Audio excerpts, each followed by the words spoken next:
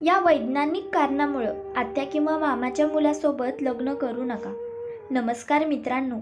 तसं तर भारतात अनेक वर्षापासून जवळच्या नातेवाईकात लग्न करण्याची परंपरा आहे. धर्म आणि कायदेशी अशा लग्नाला मानला आहे. त्यात मामाची मुलगी, आत्याचा मुलगा याच्यातील लग्नाचं प्रमाण खूप जास्त आहे. महाराष्ट्रात जवळपास 25% लग्न हे जवळच्या नात्यामध्ये होतात. त्यात विशिष्ट समाजात यांचे प्रमाण खूप जास्त आहे. मात्र जवळच्या नात्यात लग्न केल्याने जोडप्यांना होणारा अपघात, अनुवंशिक आजाराचे प्रमाण खूप जास्त आहे. इतर आरोग्याविषयी समस्या जास्त असू शकते. मात्र या गोष्टीला वैज्ञानिक आधार नसल्याने नात्यामधील लग्नांना उत्तम दिला जातो. नात्यामधील लग्नांना वैशिष्ट्य भाषेत कॉन्साग्नुम मॅरेज असे म्हणतात. त्यात 3 प्रकारे आढळून येतात. त्यामुळं मामाची मुलगी म्हटलं तर अगदी हक्काची बायको समजली जाते. याचबरोबर समाजात आपल्याकडं पाहिलं गेलं तर महाराष्ट्रातील वरील समज फार पूर्वीपासून प्रतीत आहेत. लग्नाला अनुरूप कोणी भेट नाही की लगेच मामाची मुलगी करून द्यायची. काही घरी तर लग्नासाठी दुसरीकडे मुलांचा शोधही घेतला जात नाही. त्यातलं त्यात भावना मुलगी झाली असली तर कित्येक घरी लहानपणी संबंध पक्के करून ठेवले जातात. वचन जन्माच्या वेळेस घेतलं जातं, तुमची मुलगी माझ्या घरची सून बनणार आहे. आणि जर असं झालं नाही तर मग सक्का भावा बहिणीच्या नात्यामधील कडुसा येतो. कारण आजकाल कित्येक जणांची चिडचिडही होते. खरं तसं बघितलं गेलं तर हा फार चुकीचा समज आपल्या समाजात रोगवला आहे.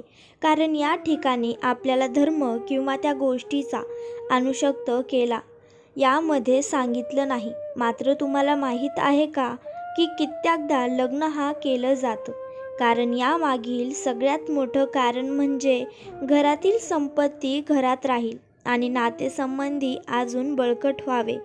ज्येष्ठ स्त्री आणि पुरुष संबंधित होते तेव्हा नैसर्गिक नियमानुसार अपत्य होतं. परंतु येणारं अपत्य हे स्वास्थ्यवर्धन असेल की नाही हे सर्वात सामान्य कारण आहे.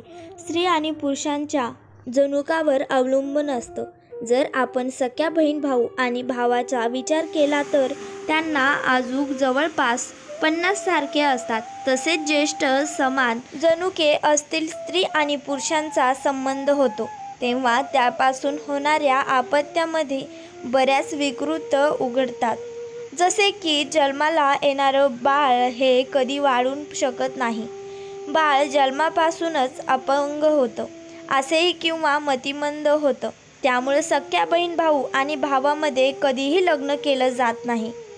या उलट मामाच्या आणि आत्याच्या मुलामध्ये इतकी समानता नसते म्हणून त्यांचं लग्न केलं जातं. परंतु याकडे साफ दुर्लक्ष केलं जातं.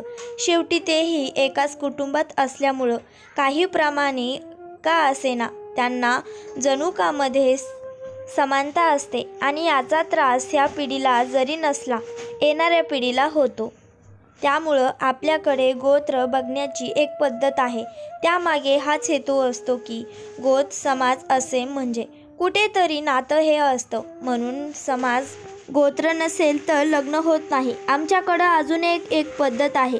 ती म्हणजे मुलींच्या आणि मुलांच्या आवडीचं नाव कुळसारखं नसावं. तर त्यामागील हेच कारण आहे. त्यामुळे नात्यात लग्न न केलेलं केव्हाही चांगलं राहतं. व्हिडिओ आवडला असेल तर व्हिडिओ लाईक करा. धन्यवाद.